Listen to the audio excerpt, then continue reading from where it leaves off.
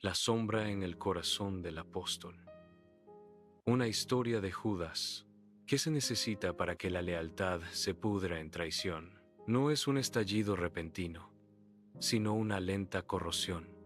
Una serie de susurros en la oscuridad que finalmente ahogan la luz. Para Judas de Queriot, el hombre que caminó con la luz del mundo, la oscuridad no llegó de un solo golpe, sino como una niebla fría que se filtró en su alma, día tras día. Judas no era un monstruo desde el principio. Era un hombre de agudo intelecto, un administrador capaz, el tesorero del grupo. Mientras Pedro fanfarroneaba y Juan soñaba, Judas contaba las monedas, observaba al maestro, escuchaba sus parábolas sobre reinos que no eran de este mundo y sentía una creciente inquietud. Había dejado todo para seguir a este hombre, creyendo que restauraría la gloria de Israel, que su poder aplastaría a las águilas romanas. Pero Jesús hablaba de perdonar a los enemigos, de amar a los oprimidos y de un tesoro en el cielo, no en las arcas de Jerusalén. La vida diaria era una mezcla de asombro y monotonía. Viajaban de aldea en aldea, a menudo cansados y hambrientos. Judas veía a Jesús sanar a un leproso con un toque, multiplicar panes y peces para alimentar a miles, y una parte de él se maravillaba. Pero otra parte, la parte que llevaba la bolsa del dinero, veía el desperdicio. Cuando María de Betania derramó aquel perfume de nardo, tan costoso que su aroma llenó la casa, la frustración de Judas se desbordó. ¿Por qué no se ha vendido este perfume por 300 denarios para dárselo a los pobres? Espetó, con una falsa piedad que enmascaraba la codicia que roía su corazón. No eran los pobres lo que le preocupaba, sino el dinero que se escurría entre sus dedos, dinero que él consideraba mal administrado en un movimiento que parecía carecer de un plan práctico. Esa frustración se convirtió en un resentimiento silencioso. Empezó a ver a Jesús no como un libertador, sino como un líder ingenuo. Las conversaciones nocturnas alrededor de la fogata se volvieron tensas para él. Mientras los demás discutían sobre quién sería el mayor en el reino, Judas se preguntaba si habría un reino en absoluto. La duda, una pequeña semilla, comenzó a germinar, regada por el orgullo herido y la impaciencia. La tensión en Jerusalén durante la Pascua era palpable. Los sacerdotes y los ancianos del templo veían a Jesús como una amenaza. Sus espías estaban por todas partes. Y Judas, con su mente calculadora, vio una oportunidad. Quizás, se dijo a sí mismo, si forzaba la situación, si ponía a Jesús en una posición en la que tuviera que desatar su verdadero poder contra las autoridades, el reino que tanto anhelaba finalmente se manifestaría. O quizás, susurró una voz más oscura en su interior, ya no creía en nada de eso, y solo quedaba el frío consuelo de la plata. Fue a los principales sacerdotes, con el corazón latiendo una extraña mezcla de miedo y determinación. Las palabras salieron de su boca antes de que pudiera detenerlas. Un veneno que había estado gestando durante meses. ¿Qué me queréis dar? Y yo os lo entregaré.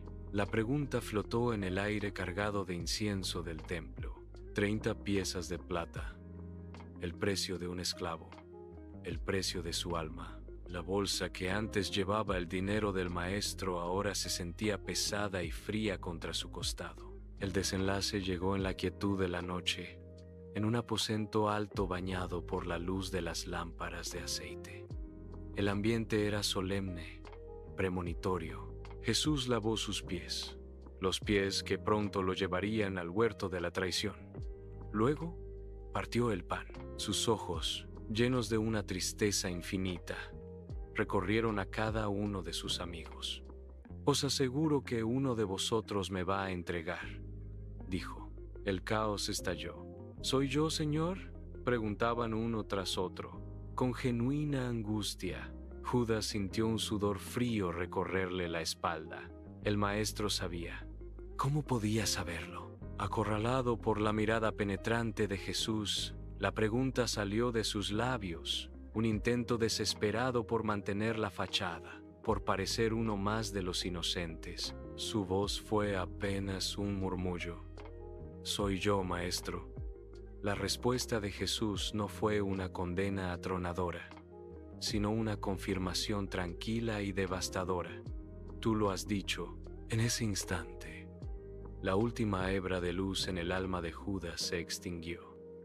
El pan que Jesús le ofreció le pareció ceniza en la boca. Salió a la noche, y la oscuridad exterior era un pálido reflejo de la que reinaba en su interior.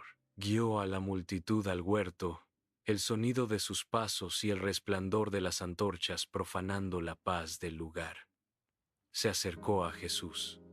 «Salve, maestro», dijo, y lo besó.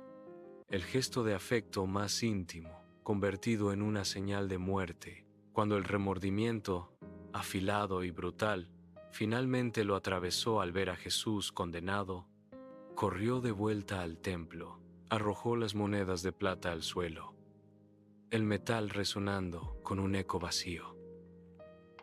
Sus palabras fueron un grito ahogado de desesperación. «He pecado entregando sangre inocente». Pero era demasiado tarde. El acto estaba hecho. El perdón que había visto a Jesús ofrecer tan libremente a otros parecía ahora una orilla inalcanzable. La historia de Judas es un ejemplo trágico de cómo las pequeñas concesiones al mal pueden forjar las cadenas de nuestra propia destrucción. Es como un empresario que, al principio, solo redondea unos pocos céntimos en los libros de contabilidad, justificándolo como algo insignificante. Pero esa pequeña deshonestidad crece. Pronto, se convierte en la falsificación de facturas, luego en el desvío de fondos importantes, hasta que un día se encuentra solo, con su imperio derrumbado y su integridad hecha añicos. No fue una sola decisión la que lo arruinó, sino la suma de muchas pequeñas traiciones a sus propios principios, hasta que la traición final se convirtió en el único camino que podía ver. Comparte esta historia y sígueme para seguir recibiendo más historias interesantes